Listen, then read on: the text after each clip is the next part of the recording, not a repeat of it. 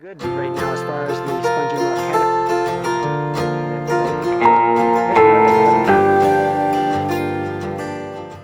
Hi, I'm Ron Kujawski with University of Massachusetts Extension Service. I've been coming by the botanical garden here throughout the summer, mainly scouting for pest and disease problems. And while it's been a fairly good growing year, there have been problems largely due to the constant and sometimes very heavy rains.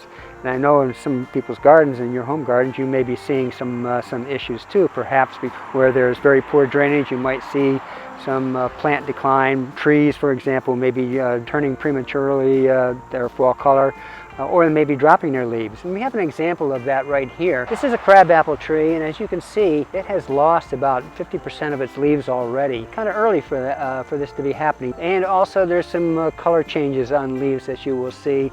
And again, that's premature. Usually we don't start to see fall color until towards the end of September. So that's kind of an indication too that there are problems. Two problems that are affecting this tree. Number one is apple scab. This is a crabapple, and apple scab occurs on crab apples, can also occur on apple trees and cotoneaster. And you can see these brownish spots. And as they expand, they'll turn the leaves completely yellow eventually, and those leaves will drop off.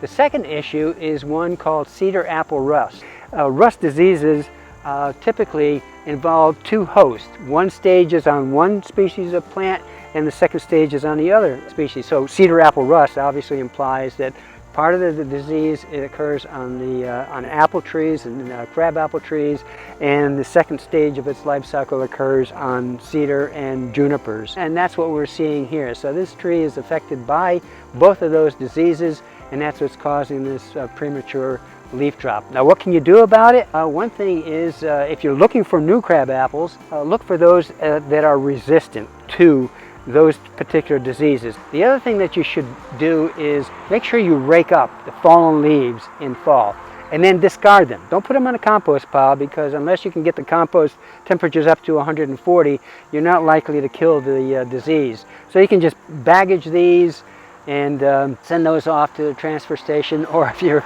so moved, you can dig a deep hole and bury those. If they sit on the ground over winter, in the spring, they're just going to reintroduce those particular diseases, especially the apple scab. The second thing that you can do is, if it's densely crowded with branches and all, start cutting out some of the branches, especially in the inside portions of the trees. This will increase airflow and the amount of light, and that will help the plant to resist these diseases.